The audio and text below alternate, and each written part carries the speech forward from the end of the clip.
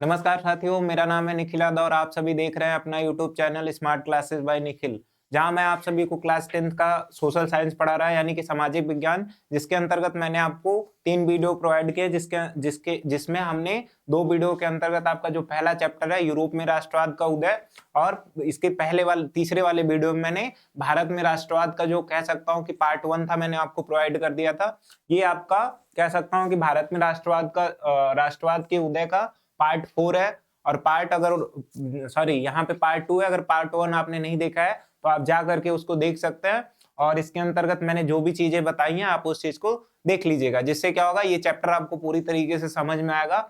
अगर आप ये डायरेक्ट इस वीडियो को देखते हैं पार्ट 2 को, तो आपको थोड़ी चीजें आपको समझ में नहीं आ सकती हैं। तो इसीलिए यही आपसे कहूंगा कि जा करके आप पहले पार्ट 1 देखिए, इसके बाद पार्ट 2 देखेंगे, जिससे आपका ये पूरी तरीके से चैप्टर कंप्लीट हो जाएगा।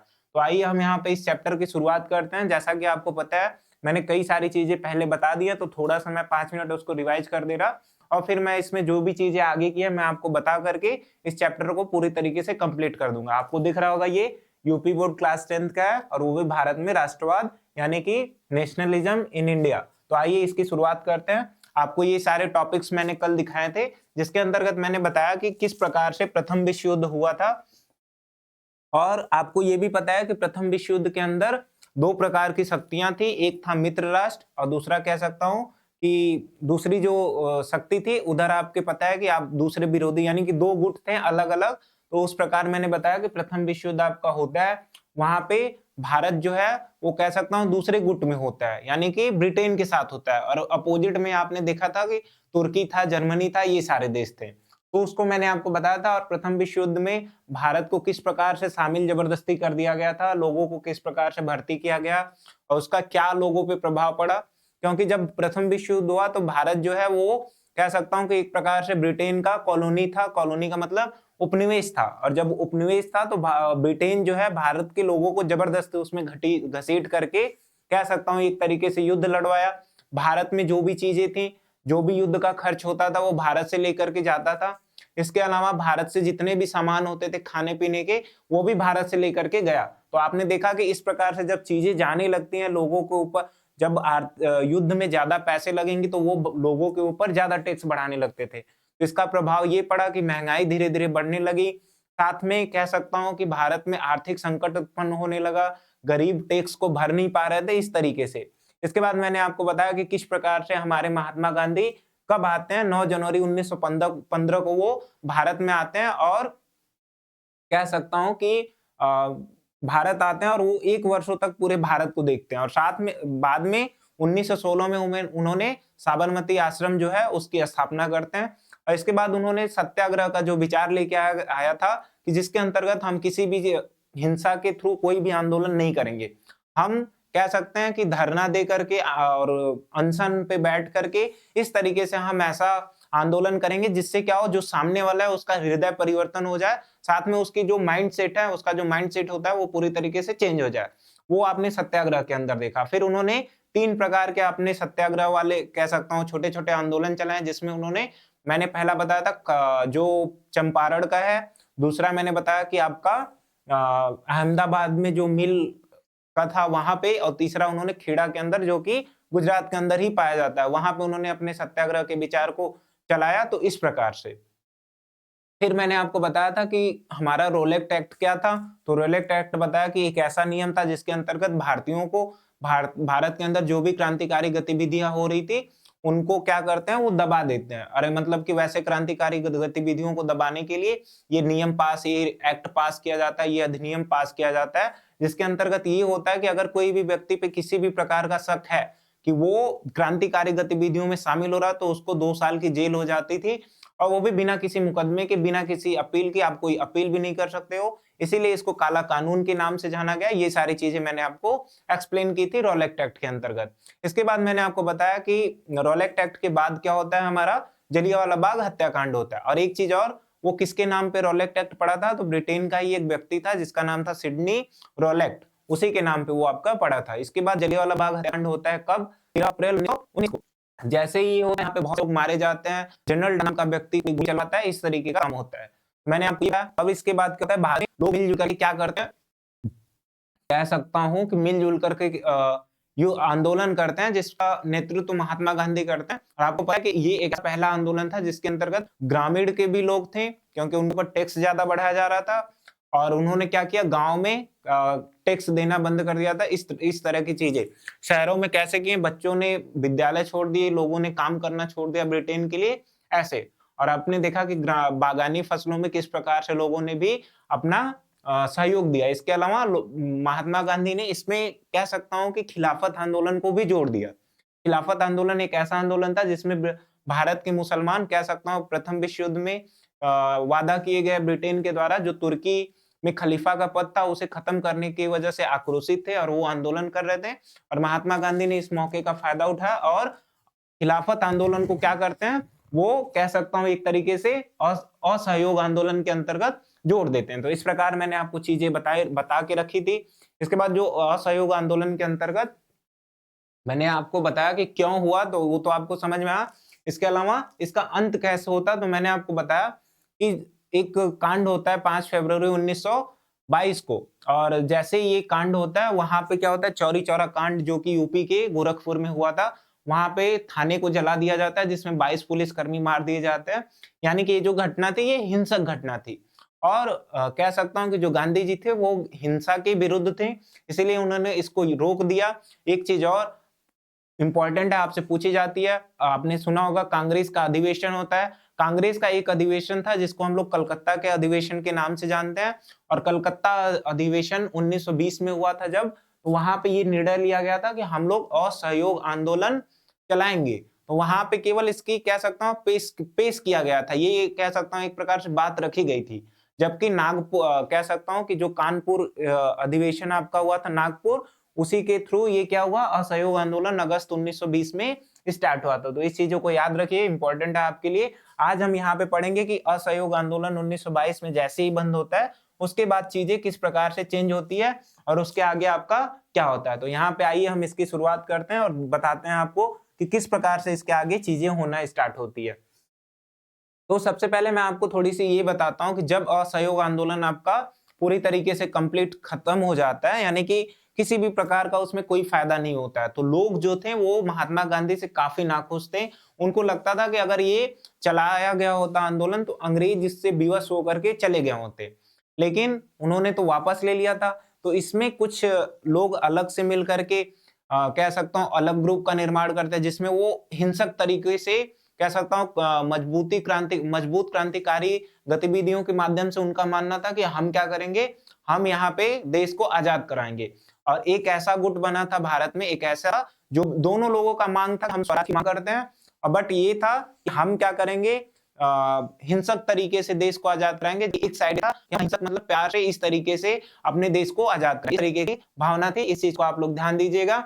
अब यहीं पे सविनय अवज्ञा आंदोलन का मतलब होता है कि हम क्या करेंगे, एक प्रकार से अवज्ञा करेंगे, आग्रह करेंगे, इस प्रकार से ये आंदोलन स्टार्ट होता है। तो आइए हम यहाँ पे सविनय अवज्ञा आंदोलन है नहीं, हम यहाँ पे सविनय अवज्ञा आंदोलन तरफ बढ़ते कैसे हैं, बाद में वो स्टार्ट होता है, उस चीज को हम देखेंगे। सबसे पहले हम ये देखेंगे कि असहयोग आंदोलन के बाद हम लोग किस प्रकार से आगे मूव करते हैं, वही आपका इस हेडिंग के अंतर्गत आएगा, सविनय अवज्ञा आंदोलन की ओर।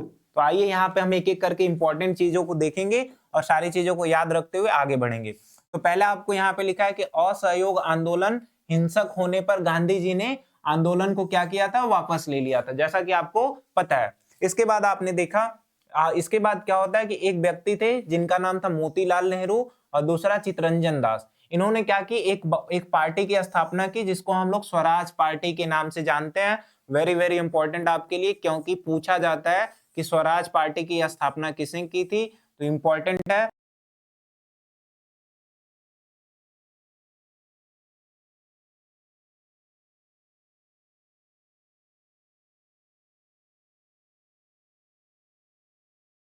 याद रखिए ये नाम, मोतीलाल नेहरू और दूसरे कौन है, दूसरे हैं आपके चितरंजन दास। इंपॉर्टेंट है, पूछा जाता है, बार बार पूछा गया क्वेश्चन है, तो इस चीज को आपको ध्यान देना है कि मोतीलाल नेहरू और चितरंजन दास ने स्वराज पार्टी की स्थापना की थी।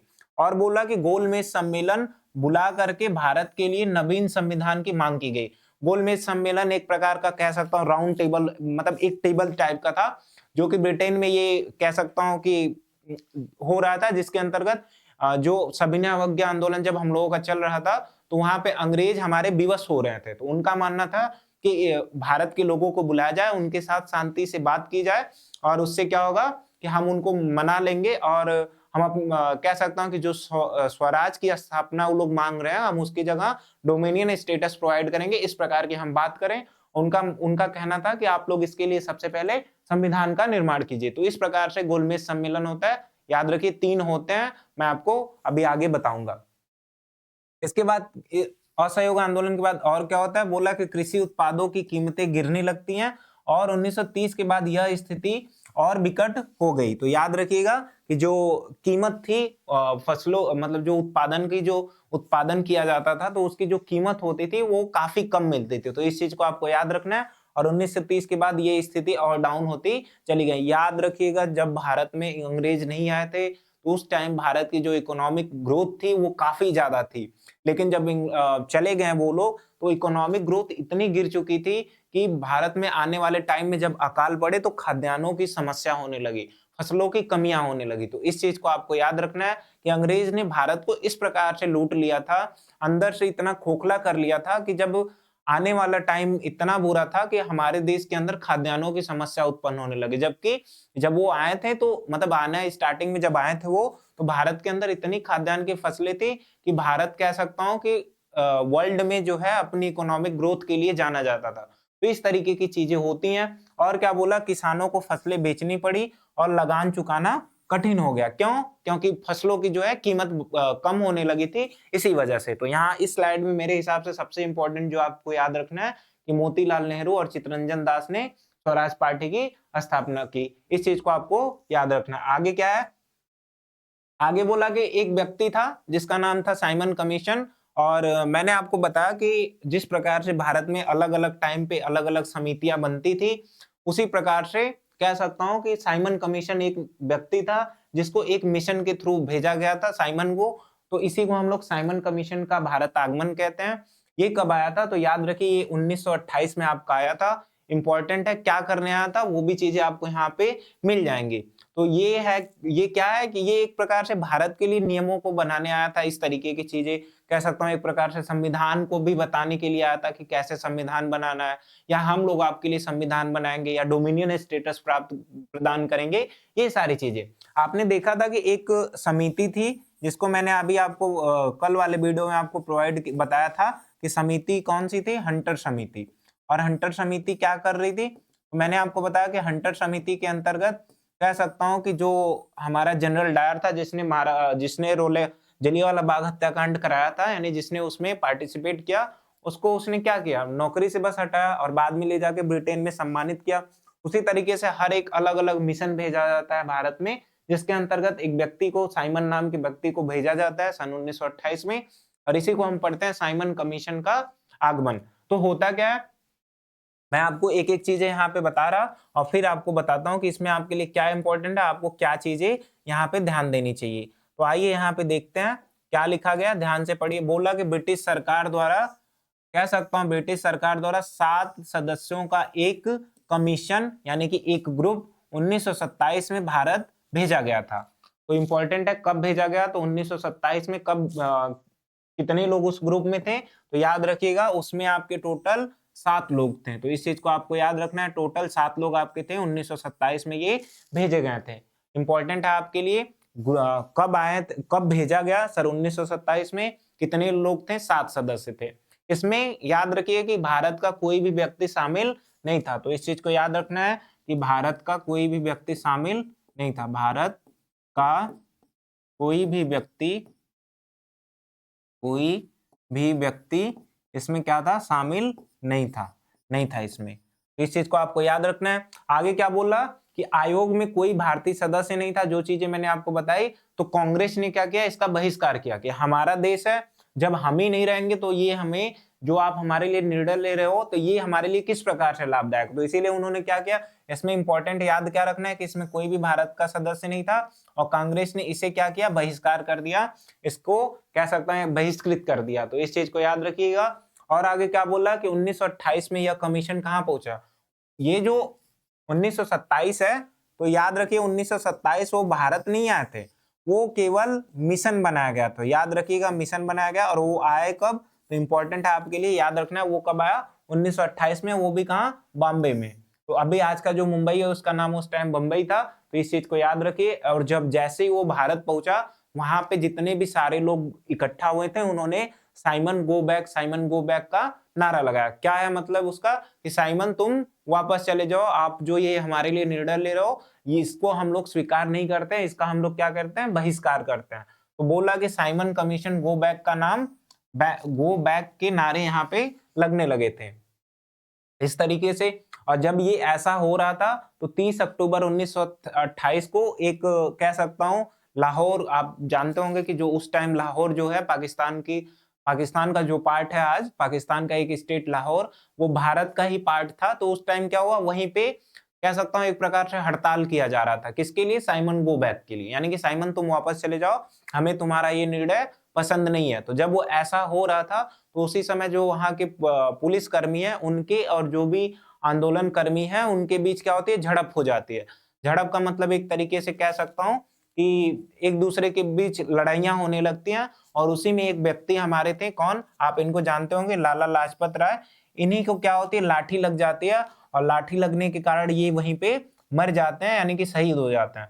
तो कब, 30 अक्टूबर 1928 को लाहौर में विरोध किया जा रहा था, और पंजाब के ही व्यक्ति थे कि लाला लाजपत राय, इनकी क्या होती है, लाठी लगने से मौत हो जाती है। ये आपके लिए इंपॉर्टेंट है। PYQ यहाँ से बना है, यहाँ से भी आपका PYQ आपका बना है, तो ये भी आपके लिए इंपॉर्टेंट है। और कितने लोग थे, यहाँ से भी आपका PYQ बना है, इस चीज को याद रखिएगा। और क्यों इन्होंने, कह सकता हूं कि क्यों इन्होंने क्या किया, क्यों बहिष्कृत कर दिया, क्योंकि इसके अंदर किसी भी प्रकार का व्यक्ति शामिल नहीं था। तो मैंने जितनी भी आपको स्टोरी बताई, अगर आपसे पूछ दिया जाता है कि भारत साइमन कमीशन का भारत आगमन के बारे में संक्षिप्त टिप्पणी लिखिए, तो आप लिख दीजिएगा कि ब्रिटेन सरकार द्वारा 7 सदस्यों की एक ऐसी समिति बनाई गई जिसमें किसी भी प्रकार का भारतीय व्यक्ति नहीं था। यह भारत के संविधान निर्माण से रिलेटेड था।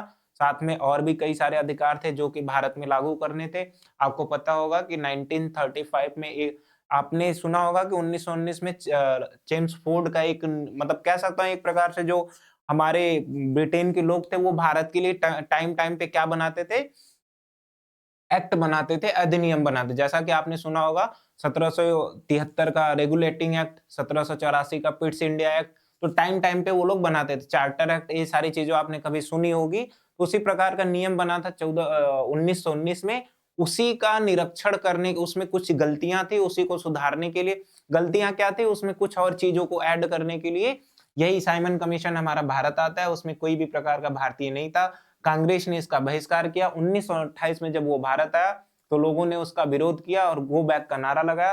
30 अक्टूबर 1928 को आंदोलन करते टाइम व्यक्ति हमारे थे लाला लाजपत राय, उनकी क्या होती है, मृत्यु हो जाती है। तो ये चीजें आपको याद रखनी है, इंपॉर्टेंट है। इसमें से शॉर्ट में भी क्वेश्चन पूछा जाता है, MCQ भी पूछा। जैसा कि आपको यहाँ पे क्या लिखा है कि साइमन कमीशन का बहिष्कार क्यों किया गया था, तो इसका ऑप्शन नंबर कौन सा हो जाएगा, आपको भी यहाँ पे इसका आंसर पहला क्या है, आयोग में कोई ब्रिटिश सदस्य नहीं था। सर यही तो थे कि 7 लोग यही थे।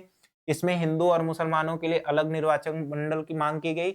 आयोग में कोई भारतीय सदस्य नहीं था। इसमें हिंदू मुस्लिम का पक्ष लिया था। ये गलत है, ये भी गलत है, आपका बी वाला ऑप्शन नंबर, इसका सी आपका यहाँ पे सही हो जाता है। तो इंपॉर्टेंट है, आप इस चीज को ध्यान दीजिएगा।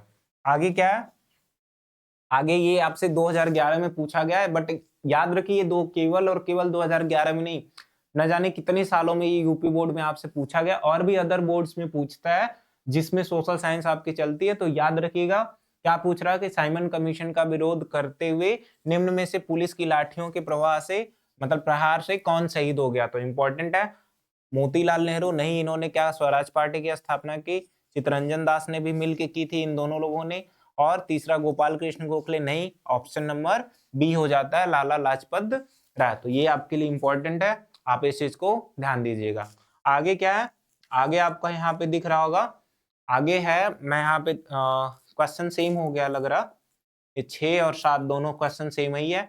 मैं आगे आपको बता रहा, आगे आपको पढ़ना है लाहौर अधिवेशन। एक चीज याद रखिए, मैं थोड़ी सी आपको चीजें सीक्वेंस में बताता हूँ क्या होता है। 1914 में आपका कह सकता हूँ फर्स्ट वर्ल्ड वॉर होता है, टाइमलाइन में आपको बताते हुए चल रहा।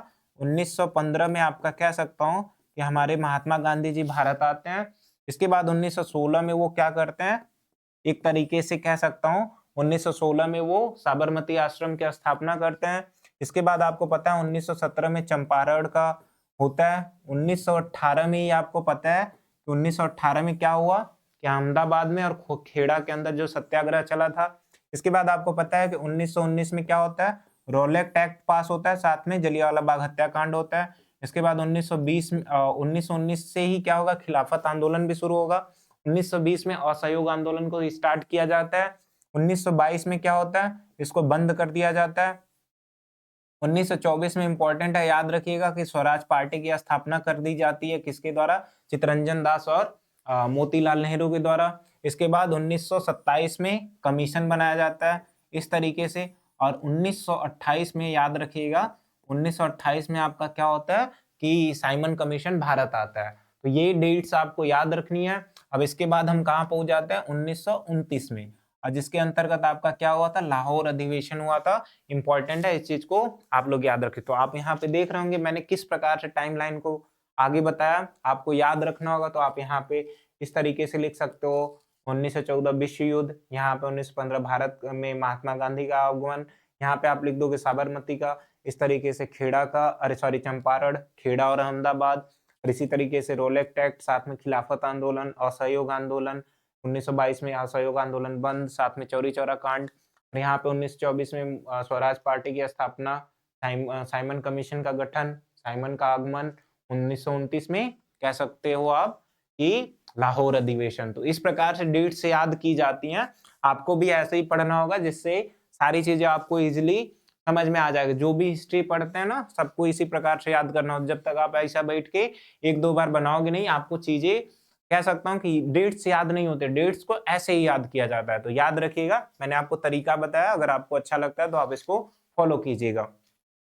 इसके बाद क्या होता है, मैं बता रहा कि एक आपने सुना होगा कि अधिवेशन होते हैं कांग्रेस के बार बार टाइम टाइम पे, वैसे ही एक अधिवेशन हुआ था, इंपॉर्टेंट है, आपसे पूछा जाता है कौन सा, लाहौर अधिवेशन, इसके बारे में आपसे पूछ लिया जाता है। तो देखिएगा ध्यान से। बोला कि मैं यहाँ पे थोड़ा सा दूसरा कलर यूज करा, दिख रहा कि नहीं, हाँ यहाँ पे ये चीजें दिख रही। बोल रहा कि दिसंबर 1929 में पंडित जवाहरलाल नेहरू की अध्यक्षता में लाहौर अधिवेशन, रावी नदी के तट पर कांग्रेस का 44वां अधिवेशन था। बड़ा ही आपके लिए इंपॉर्टेंट है, ये जो बॉक्स आपको यहाँ पे दिख रहा होगा आपके लिए इंपॉर्टेंट है। क्या क्या आपसे यहाँ से पूछा जाएगा बता दूंगा, बता दे रहा मैं। पहला कि लाहौर अधिवेशन कब हुआ था, तो कब हुआ था याद रखिए, इंपॉर्टेंट है, दिसंबर 1929। दूसरी चीज, इसके अध्यक्ष कौन थे, तो जवाहरलाल नेहरू के अध्यक्ष कौन थे, पंडित जवाहरलाल नेहरू आपके थे। और इसके बाद कहाँ हुआ था, जगह आपसे पूछ लेगा, तो आपको याद रखना, नाम ही लाहौर है तो लाहौर की जगह पे हुआ।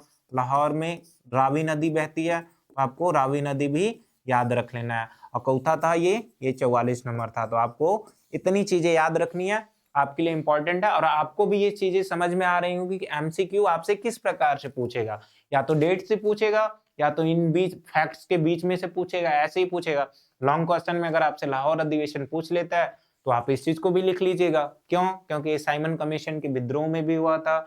आप वो साइमन कमीशन वाली बातें इसमें लिख के ये चीजें लिख दोगे, आपका आंसर बिल्कुल परफेक्ट हो जाएगा, आंसर बिल्कुल आपका अच्छा हो जाएगा।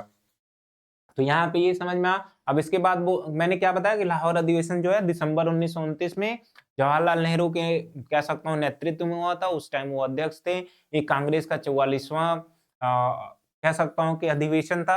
और कहाँ हुआ था, लाहौर में रावी नदी के तट पे हुआ था। इसके बाद इसमें क्या था कि इसमें ना पूर्ण स्वराज की मांग की गई। पूर्ण स्वराज की मांग तो की ही जा रही थी, लेकिन यहाँ पे पूरी तरीके से ये प्रस्ताव रख दिया गया था कि अब हमें डोमिनियन स्टेटस जैसी चीजें नहीं चाहिए, अब हमें क्या है पूरी तरीके से स्वतंत्रता चाहिए। और याद रखिए यहीं से इंपॉर्टेंट डेट है 26 जनवरी 1930, ये आपके लिए इंपॉर्टेंट है, ये भी आपके लिए इंपॉर्टेंट है। 26 जनवरी को हम लोग क्या स्वराज दिवस समारोह मनाते हैं, ये इंपॉर्टेंट है, आप इस चीज को ध्यान दीजिएगा। एक चीज और, हमारा जो गणतंत्र दिवस 26 जनवरी को हर साल मनाया जाता है, वो भी इसी वजह से मनाया जाता है। क्वेश्चन पूछा जाता है कि हम लोग 26 जनवरी को ही गणतंत्र दिवस क्यों मनाते हैं? क्योंकि 1930 में लाहौर अधिवेशन के द्वारा जो कह सकता हूँ पूर्ण स्वराज की मांग की गई थी, वो 26 जनवरी 1930 के दिन ही हुआ था। और इसी दिन को हम क्या स्वराज दिवस के नाम से मनाते हैं, मनाए थे उसी टाइम, और रावी नदी के तट तट पे हमने क्या किया था, झंडा फहराया था। इसी वजह से हर 26 जनवरी को मनाया जाता है, जबकि जो हमारा कॉन्स्टिट्यूशन है, जो हमारा संविधान है, वो तो 26 नवंबर 1949 को ही तैयार हो गया था, लेकिन हम 26 जनवरी 1930 के दिन ऐसा काम किए। नहीं तो कॉन्स्टिट्यूशन के कई सारे ऐसे आर्टिकल्स हैं, कई सारे ऐसे पार्ट्स हैं जो कि 26 नवंबर को ही लागू हो गए थे और बाकी बचे हुए 26 जनवरी को हुए। तो इम्पोर्टेंट है, लाहौर अधिवेशन के अंतर्गत ये सारी चीजें हुई हैं, आपको ध्यान देना है, आपको आंसर यहाँ से अच्छे से लिख लेना है। इसके बाद क्या है आपका यहाँ पे आगे आगे है कि सविनय अवज्ञा आंदोलन दांडी यात्रा क्या है, मैं आपको एक एक करके समझाता हूँ और फिर क्या होगा, आपको कैसे लिखना है मैं आपको बता देता हूँ। तो याद रखिएगा कि होता क्या है कि जैसे ही वहां पे कह सकता हूँ कि ये जनवरी में आपका क्या हुआ, लाहौर अधिवेशन हुआ। इसके बाद क्या होता है कि जो भारत के लोग हैं वो क्या करते हैं, वो एक प्रकार से कह सकते हैं कि भारत को आजाद कराने के लिए, भारत का संविधान निर्माण करवाने के लिए और भी कई सारे ऐसे कारक थे, यानी कि मेन मोटिव यही था कि वो हमारे देश से बाहर चले जाए। इसके लिए होता क्या है कि गांधी जी ने एक प्रकार की कह सकता हूँ कि आंदोलन करने के लिए तैयार हो गए थे। तो यहाँ पे गांधी जी 31 जनवरी 1930 को एक व्यक्ति था उस टाइम, इरविन, जो कि ब्रिटेन का अधिकारी था, उसको एक पत्र लिखते हैं कि अगर आप ये देश छोड़ के नहीं जाते हो तो हम लोग आपके लिए क्या आपके आपके विरोध में क्या करेंगे, आंदोलन करेंगे, जिसको उन्होंने सविनय अवज्ञा आंदोलन के नाम से बताया।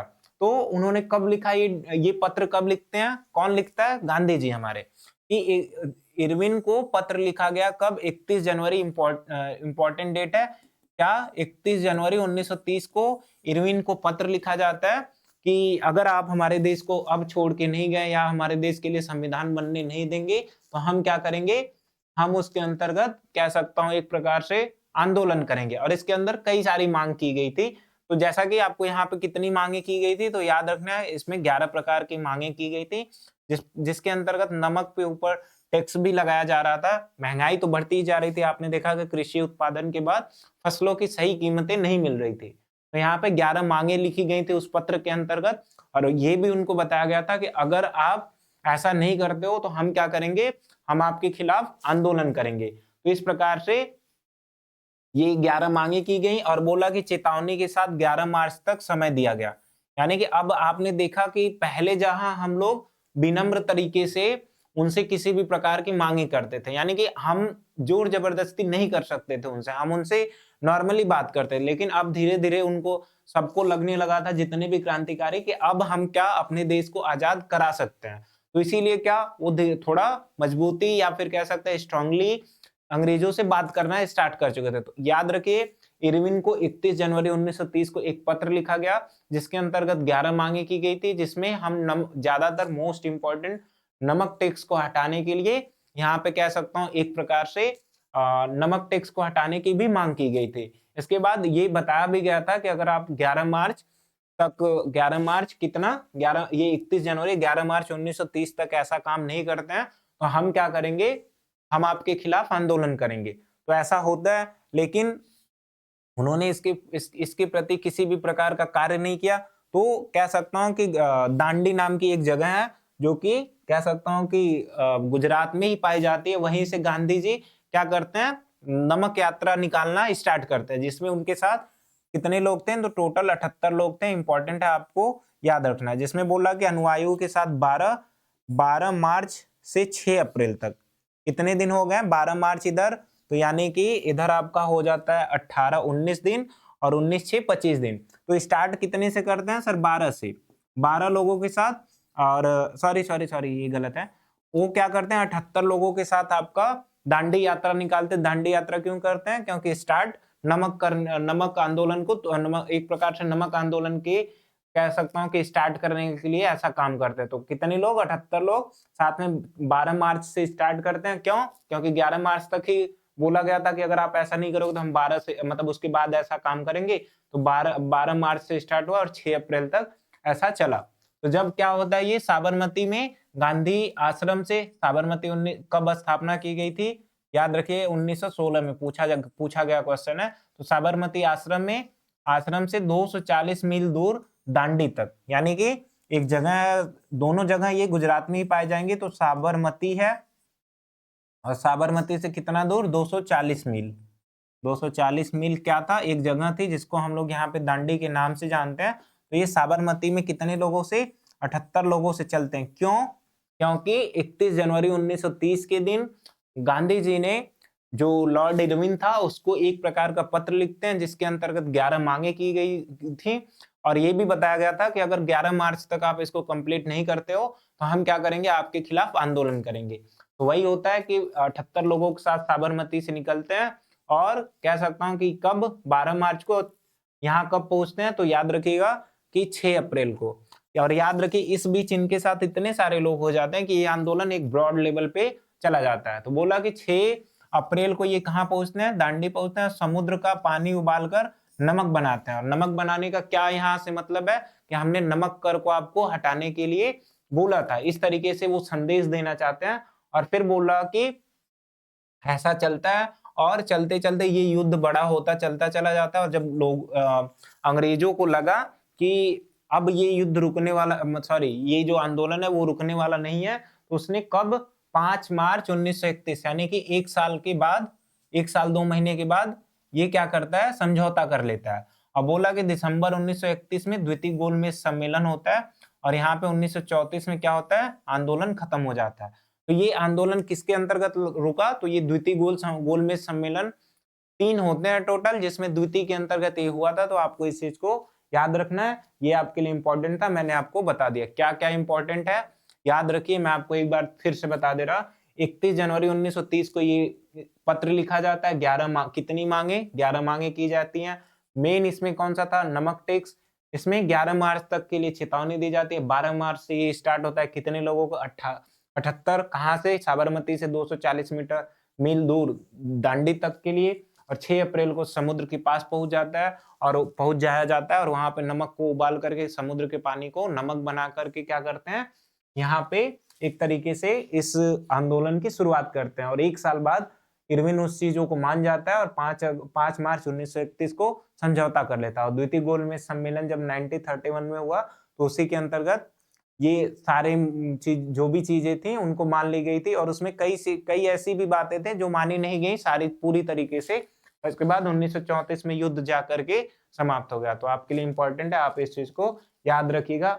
वो बार बार पूछा जाता है आपसे कि दांडी यात्रा लिखिए, सविनय अवज्ञा आंदोलन लिखिए, तो ये आपसे इंपॉर्टेंट है, आप इस चीज को याद रखिएगा। बोला कि सविनय अवज्ञा आंदोलन की कुछ सीमाएं हैं।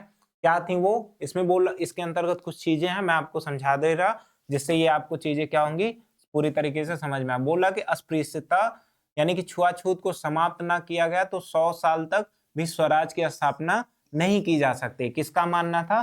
तो याद रखिएगा कि जो गांधी जी थे उनको ये लग रहा था कि अगर हम लोग क्या करेंगे, मिलजुल करके इस युद्ध मतलब अंग्रेजों के खिलाफ अगर आंदोलन ना करें, अगर मिलजुल के ऐसा काम नहीं करेंगे तो भारत कभी भी आपका जो है, कह सकता हूं एक तरीके से आजाद नहीं होने वाला।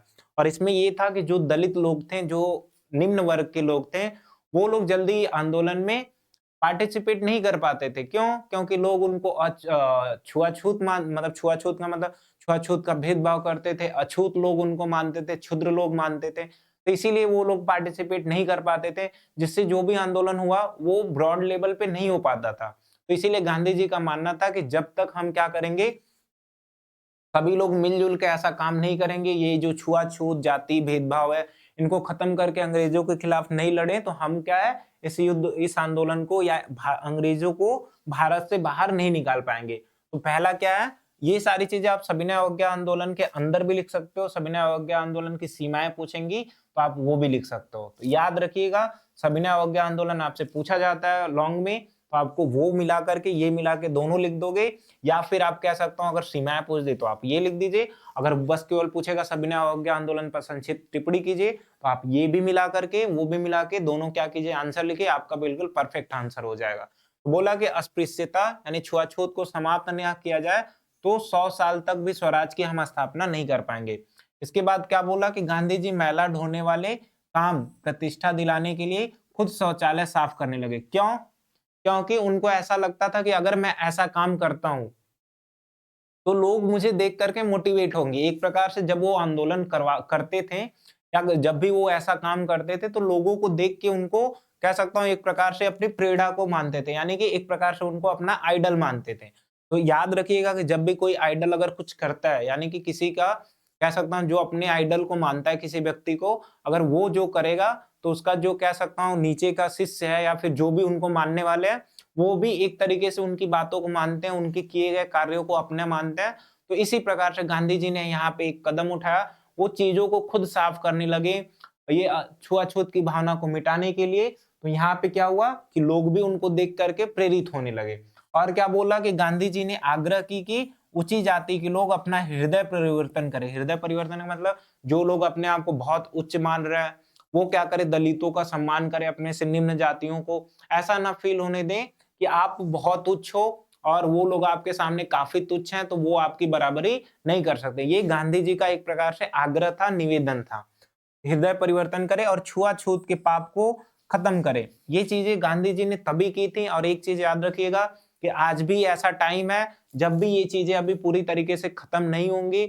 और याद रखिए जब तक हम अपने मन के अंदर जो भी दोष है या फिर हम कह सकते हैं हमारे अंदर जो भावना है, अगर हम उसको खत्म करके कह सकता हूँ ये जो जाति भेदभाव, ये छुआछूत, ऊंच नीच, इन सबके भेदभाव को नहीं मिटाते हैं तो ये देश आज भी सेम वैसे ही रहेगा जैसा कि 1930 में यहाँ गांधी जी जो खत्म करना चाहते थे वो भी बिल्कुल अभी होने वाला नहीं है। हाँ, चीजें थोड़ी सी बदल चुकी हैं लेकिन अभी इसको बदलने में और भी टाइम है और ये तभी जल्दी हो सकता है जब हम क्या करें, इसके खिलाफ खुद को परिवर्तन करें। क्योंकि हर एक व्यक्ति अपने आप को जब परिवर्तित करेगा अपने मन को, तभी क्या होगा, कह सकता हूं कि एक प्रकार से जो ये छुआछूत की भावना है वो पूरी तरीके से खत्म हो जाएगी।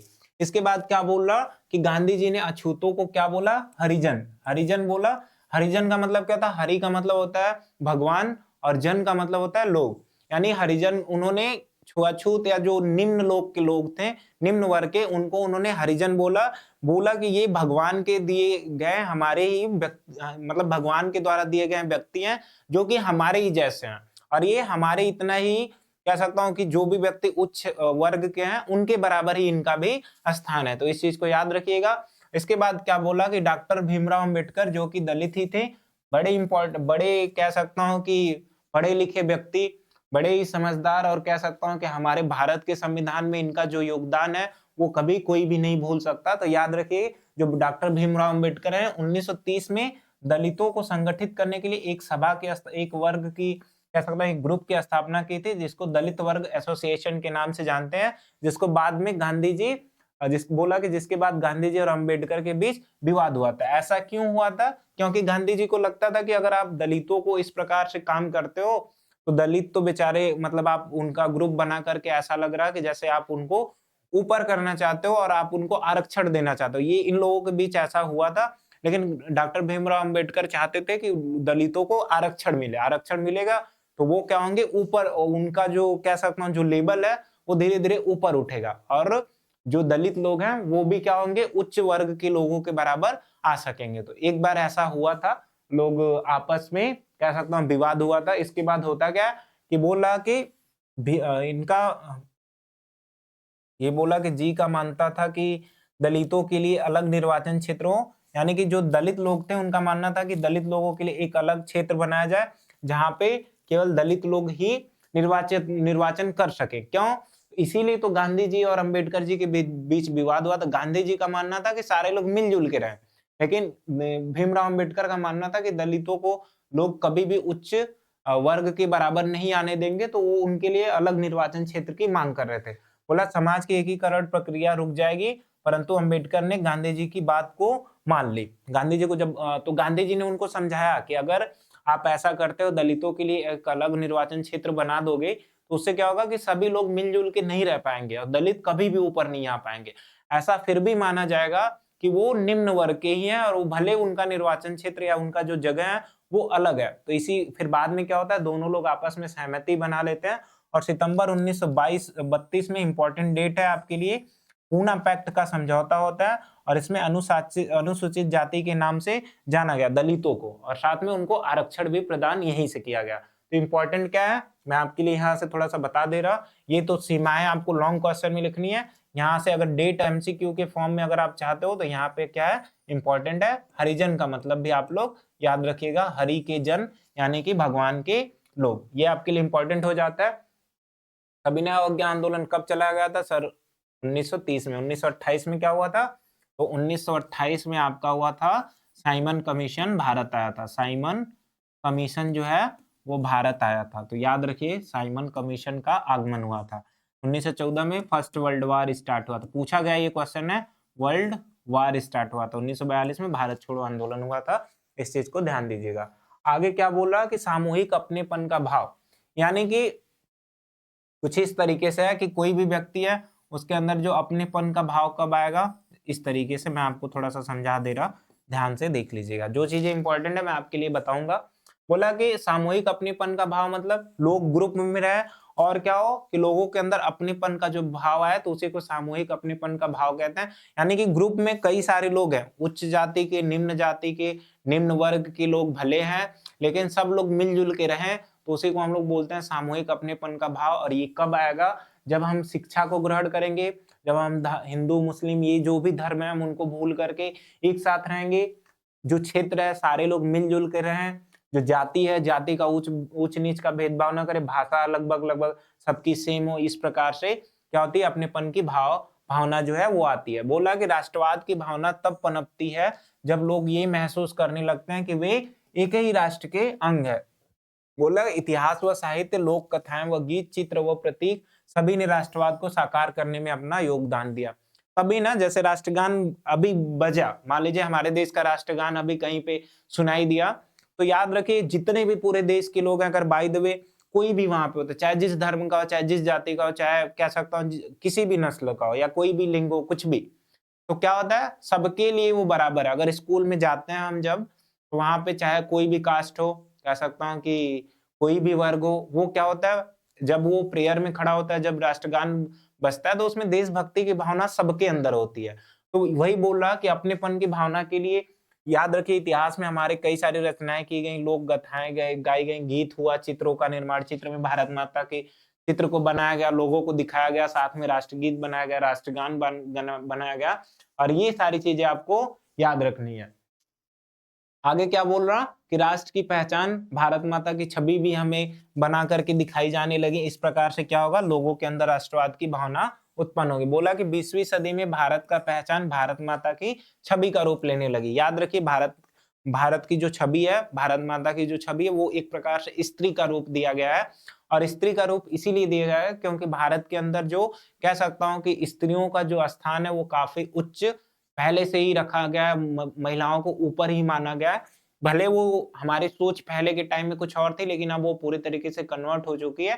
तो इसीलिए यहाँ पे हम लोग, जैसा कि आपको पता है, कई सारी जो देवी हैं, जो देवता हैं, वो भी स्त्री में ही हमने देखा है, स्त्री रूप में ज्यादातर है। तो इसीलिए हम यहाँ पे भारत माता की जो छवि है वो हम स्त्री रूप में ही देखते हैं। बोला कि इस छवि का निर्माण कौन किया था? बंकिम चंद्र चट्टोपाध्याय। बड़ा इंपॉर्टेंट है कि भारत माता की छवि को कौन बनाया था, तो इंपॉर्टेंट है बंकिम चंद्र चट्टोपाध्याय। बोला बंकिम चंद्र चट्टोपाध्याय ने 1870 के दशक में वंदे मातरम गीत लिखा था। इंपॉर्टेंट फिर से, बाद में इन्होंने अपने उपन्यास कौन था इनका, आनंद मठ में इसे शामिल कर दिया। तो बंकिम चंद्र चट्टोपाध्याय का जो उपन्यास है आनंद मठ, उसमें क्या है सर, वंदे मातरम ये हमारा जो गीत है उसको लिखा गया है। साथ में इन्होंने भारत माता की छवि को बनाया।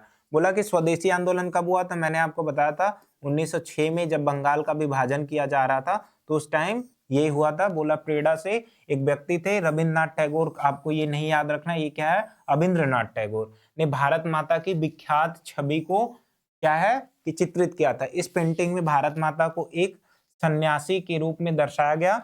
वह शांत, गंभीर, दैवी और आध्यात्मिक गुणों से युक्त दिखाई दे रही हैं। इस चीज को आपको याद रखना है। ये सब क्या है, ये भारत के लोगों के अंदर राष्ट्रवाद की भावना को और उजागर करेगा।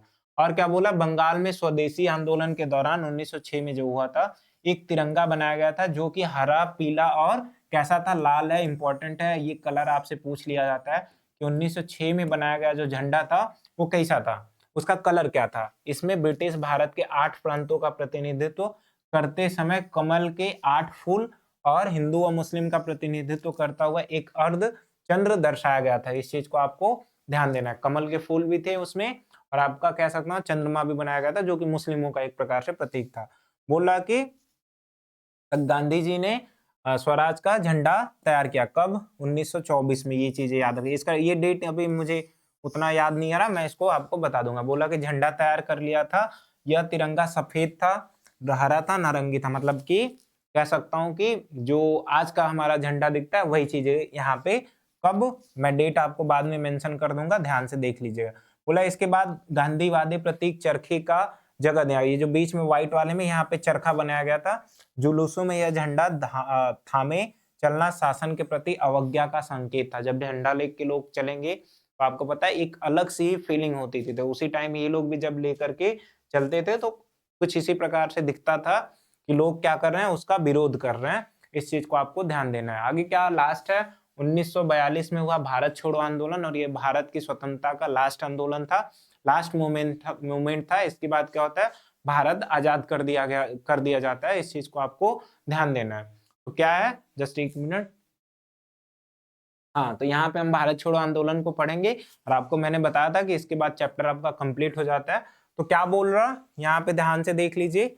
बोल रहा हमारा कि 8 अगस्त 1942 को क्या हुआ? भारतीय राष्ट्रीय कांग्रेस ने बंबई के ग्वालियर टैंक मैदान में हुए अधिवेशन में ऐतिहासिक भारत छोड़ो प्रस्ताव को पास किया था। यानी कि यही लास्ट आंदोलन था। इसमें कह सकता हूँ एक प्रकार से जो हमारी जो भारतीय राष्ट्रीय कांग्रेस थी, आईएनसी, उसने क्या किया था? बंबई में एक अधिवेशन हुआ और उसी के अंतर्गत ये प्रस्ताव रखा कि अब क्या हो कि भारत जो ब्रिटेन है वो हमारे देश को छोड़ के चला जाए। क्यों? क्योंकि सर उसके पहले जो ब्रिटेन था, ब्रिटेन जो है वो द्वितीय विश्व युद्ध के अंतर्गत लड़ाई कर रहा था और वहां से भी उसकी आर्थिक स्थिति कमजोर हो चुकी थी। साथ में वहां पे जो कह सकता हूँ कि वहां पे जो इलेक्शन हुआ तो वहां से सरकार भी आपकी चेंज हो जाती है। तो वो जो सरकार जब चेंज हुई तो उसमें जो बनने वाला आपका कह सकता हूँ संसद जो मेन हेड था वो भी थोड़ा सा कह सकता हूँ उसको भी ऐसा लगा कि अब भारत को छोड़ देना चाहिए, क्योंकि अब वहां पे हमें रुकने का कोई मतलब नहीं है। भारत के लोग काफी एक्टिव हो चुके हैं, उनके अंदर राष्ट्रवाद की पूरी तरीके से भावना फैल चुकी है और अब हमारा कह सकता हूँ वहां से निकलना ही सही होगा। उन्होंने अलग अलग प्रकार के प्रस्ताव भेजे। इसके बाद अलग अलग प्रकार के कह सकता हूँ व्यक्तियों को भेजा गठन। लास्ट में माउंटबेटन योजना आती है, उसी के अंतर्गत भारत को क्या होता है पूरी तरीके से आजाद कर दिया जाता है। तो बोला कि 8 कब डेट है, ये इंपॉर्टेंट है आपके लिए। 8 अगस्त 1942 को भारतीय राष्ट्रीय कांग्रेस ने ऐसा प्रस्ताव रखा था। बोला कि आंदोलन की सफलता के लिए महात्मा गांधी ने लोगों को कौन सा नारा दिया था? तो करो या मरो इंपॉर्टेंट है, आपसे पूछा जाता है कि करो या मरो का आंदोलन किसने दिया था? तो इंपॉर्टेंट महात्मा गांधी ने। और कह सकता हूं कि कब दिया था? तो भारत छोड़ो आंदोलन के अंतर्गत। बोला कि ब्रिटिश सरकार को तत्काल भारत छोड़ जाने की भी चेतावनी दे दी गई। इसके बाद क्या होता है कि बोल रहा कि महात्मा गांधी समेत कांग्रेस के लगभग सभी शीर्ष नेताओं को गिरफ्तार कर नजरबंद कर दिया जाता है। फिर भी क्या होता है? आंदोलन नेतृत्व विहीन, अराजक व हिंसक हो गया। सरकार के बल का प्रयोग कर आंदोलन को दमन करना प्रारंभ कर दिया गया और इससे ब्रिटिश राज की जड़ें हिला दी। कौन? ये आंदोलन इंपॉर्टेंट है। अरे लास्ट आंदोलन था। क्या बोला कि 1947 में भारत स्वतंत्रता अधिनियम पारित होता है, 1950 में भारत आजाद हो जाता है। यहाँ पे ये चीजें हो जाती हैं और यहाँ पे कुछ घटनाएं हैं आपको याद रखना है। 1914 में प्रथम विश्व युद्ध, 19 और फिर 1915 में आपको पता है महात्मा गांधी हमारे 9 जनवरी 1915 को आते हैं। 1916 में साबरमती आश्रम की स्थापना इंपॉर्टेंट है, आप इस चीज को याद रखिए। क्या? साबरमती की स्थापना यही होती है। साबरमती की स्थापना कब हुई? तो याद रखिएगा 1916 में। ये आपके लिए इंपॉर्टेंट है। इसके बाद 1917 में चंपारण आंदोलन होता है। फिर एक और चीज है यहाँ पे, 1918 से 19 में एक व्यक्ति थे रामचंद्र शुक्ल, उन्होंने उत्तर प्रदेश में किसानों को संगठित किया था और अवध सभा का निर्माण किया। ये आपके लिए इंपॉर्टेंट है। ये जलियांवाला बाग हत्याकांड, रोलेक्ट एक्ट, ये सारी चीजें यहाँ पे होती है। 1920 में असहयोग आंदोलन स्टार्ट होता है, 22 में खत्म हो जाता है और 1928 साइमन कमीशन आता है और 29 में लाहौर अधिवेशन। और भी जितनी चीजें मैंने डेट्स बताई आपके लिए इंपॉर्टेंट है, आप उस चीजों को ध्यान दीजिएगा। बोला कि प्रथम विश्व युद्ध कब हुआ था, तो इंपॉर्टेंट है 1914 में, मैंने अभी आपको डेट बताई। इसके बाद महात्मा गांधी दक्षिण अफ्रीका से भारत कब लौटे, 1915 में, वो भी 9 जनवरी को। इंपॉर्टेंट है, याद रखिएगा ये डेट। इसके बाद 1916 में साबरमती की स्थापना, साबरमती की स्थापना होती है। और इसके बाद 1918 में कह सकता हूँ खेड़ा और अहमदाबाद में जो सत्याग्रह का हुआ, और 1920 में असहयोग आंदोलन आपका स्टार्ट होता है। प्रीवियस ईयर है, आप इस चीज को ध्यान दीजिए। जलियांवाला बाग हत्याकांड सर 1919 में हुआ था, ये आपके लिए इंपॉर्टेंट है, ध्यान दीजिएगा। और इसके बाद लास्ट है, जलियांवाला बाग हत्याकांड में किसने गोली चलवाई थी, तो जनरल डायर, ये आपका आंसर हो जाता है। और इसी के साथ ही चैप्टर आपका पूरी तरीके से कंप्लीट हो जाता है। और जो है कि अब इसके बाद जो आपका अगला चैप्टर है उसको मैं आगे लेके आऊंगा, और उम्मीद है कि ये जो आपको चैप्टर मैंने पढ़ा है ये पूरी तरीके से कंप्लीट समझ में आ गया होगा। और मिलते हैं आपसे अगले वीडियो में, तब तक के लिए आप सभी का धन्यवाद। अगर आपको ये वीडियो पसंद आती है तो आप इस चैनल को सब्सक्राइब कीजिए, और साथ में अगर आपको आपके जो भी दोस्त हैं अगर वो एसएसटी जिनको पढ़ने में प्रॉब्लम होती है, आप उनको ये शेयर कर दीजिए ताकि उनकी भी जो तैयारी है वो आपकी तरह बेहतर हो सके। धन्यवाद।